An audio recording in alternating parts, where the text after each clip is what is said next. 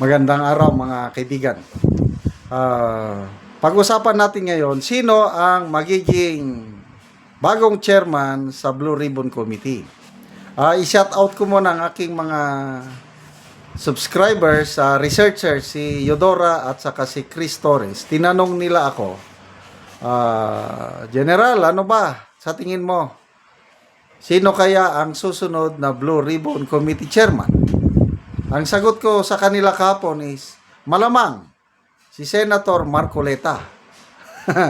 Ito ngayon, mayroong post ni MDTV channel, pahayag ni Senator Marcoleta doon sa Senate floor kagabi, tungkol nito sa pagiging Blue Ribbon chairperson niya ulit. Sabi niya, ngayong si Senator Alan Peter Cayetano na ang Senate President, hihilingin ko na muling maging Blue Ribbon Chair. At yung ilang buwan nating hinahanap na hearing sa Blue Ribbon na hindi nangyayari, ngayon mangyari na po, mga mahal kong mga kababayan. Next week, agad-agad iharap po natin sa taong bayan lahat ng ayaw nilang ipatawag. Ang 18 Marines, maririnig nyo na. Si Gutesa mabibigyan ng pagkakataon mulit. Si Chavit Singson makakapagsalita na din. Yung mga napangalanan na hindi pinatatawag gaya ni na Mark at Paulo, Mark Tiksay at Paulo Estrada at ito.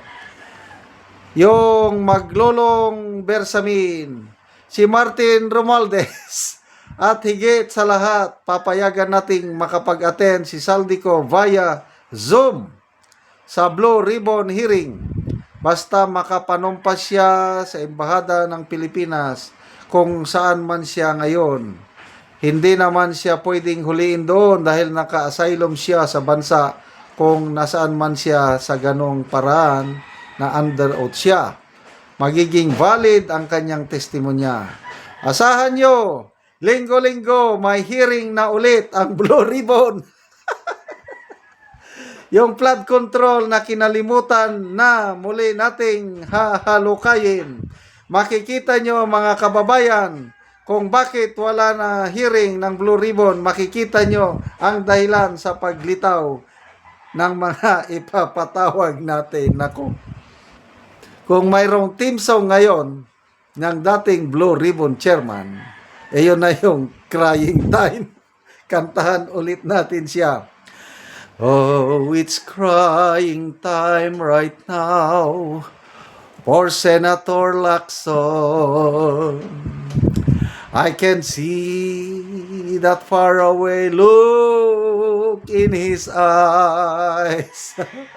I can tell by the way he speaks in public that it won't be long before it's crying time.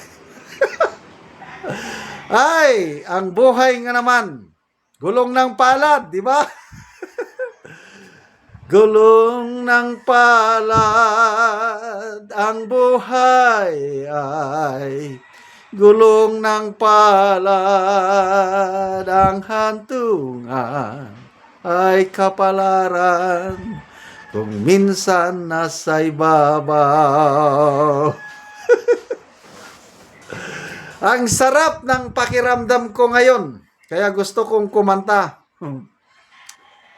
Biruin mo, yung matagal nilang kinover up, ngayon malalantad na. Kaya aburido ngayon ang mga masterminds. Again, sinasabi ko, it's God's intervention itong nangyari na pag-change ng Senate leadership. Hindi ko inaasahan. Although may ugong-ugong, kailang sabi ko, paano ba? Kasi ilang beses na yan na ikudita nila si Soto, hindi nagtagumpay. But tignan nyo, nagtagumpay kahapon. So, ang susi sa tagumpay kahapon, sa tingin ko lang dalawang senador. Si Senator Bato at sa si Senator Loren Legarda. Nung last nga kudita, balita na noon na first female Senate President, Ligarda, hindi natuloy. So ngayon, siguro dahil hindi natuloy, dahil baka umatras si Senator Ligarda. Kasi ang nakikita ko dyan, yung siyam na minority, solid yun. Kailangan magdagdag lang ng 4. So, sino yung mga 4 na idadagdag? Magkapatid na Bilyar, Senator Pia Cayetano, sigurado yan, kailangan nila ng pang-4. Ito si Senator Ligarda. So, yung failed kudita last time, na sana ang ilalagay na Senate President ay Senator Ligarda, baka umatras si Ligarda. Hindi natuloy. Ngayon, tumuloy na siya. Bakit tumuloy na? Ito, opinion ko lang ito. Dahil napurnada, nagalit na rin siya sa ginagawa ng administrasyong ito, panggigipit sa kanyang anak. Kaya tignan mo, nakisawsaw na rin siya sa labanan ng Recto versus Leandro Libestis. Magpapatawag na siya ng Senate investigation yung ginagawa ng mga Recto sa Batangas. Kaya ang deciding factors, Ligarda. Kaya lang kahit pumayag na si Ligarda na kumabilang kampo, kung hindi nag-attend si Bato, wala din. Kaya very crucial, magpasalamat tayo kay Senator Bato, yung tapang niya na despite na kaabang sa kanyang ulo yung ICC warrant of arrest, nagpakita pa rin. Mabuti na lang, abtik kung sa Bisaya, mabilis, hindi siya nahabol, hindi siya nahuli ng mga NBI agents. Kaya yun, natuloy ang ang kudita at ngayon, ibabalik na kay Senator Senator Marcoleta ang Senate Blue Ribbon Committee. So exciting po. Next week meron na daw hearing So ano ngayon? Anong masasabi nyo, Senator Lacson? Ganyan talaga ang buhay. Paikot-ikot lang, kaya nga gulong ng palad. Salamat mga kaibigan sa inyong pagsubaybay sa channel nito. Nakakatulong kayo ng malaki sa tribong talandig ng Bukidnon dahil ang income natin sa channel nito is pantulong po sa tribo. Namimigay tayo ng libreng yero at pako para makapagpatayo sila ng mas maayos na tirahan. Panoorin niyo ang video nito. Ni siyang kulang na taga Anogero. So muna ni ang iyang balay.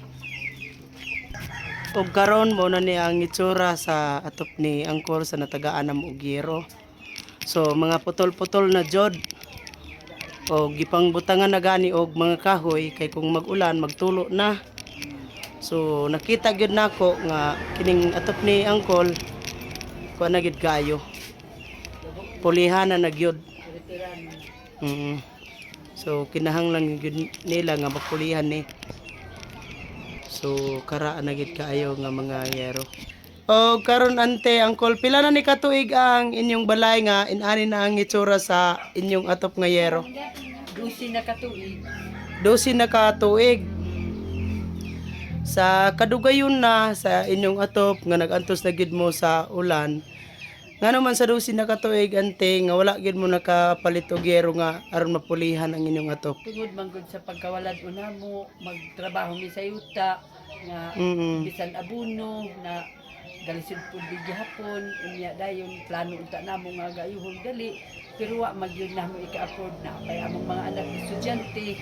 Wala siya nga murag alanganin gid kami. Bisan pasalamat ako karon nga ana ay bisan og gamay panabang dako na sa amo pagpasalamat nga sila kamo ang giagian og mga panalangin nga nakaabot din sa amo. So nagpasalamat kami sa sponsor ni karon sa among napaymuslan nga sin yung gipiyal sa amo. Salamat kaayo among pasidungog kaninyo nga hinaot unta nga magmalampuson ang mga katuyuan para inyong gihimo karon.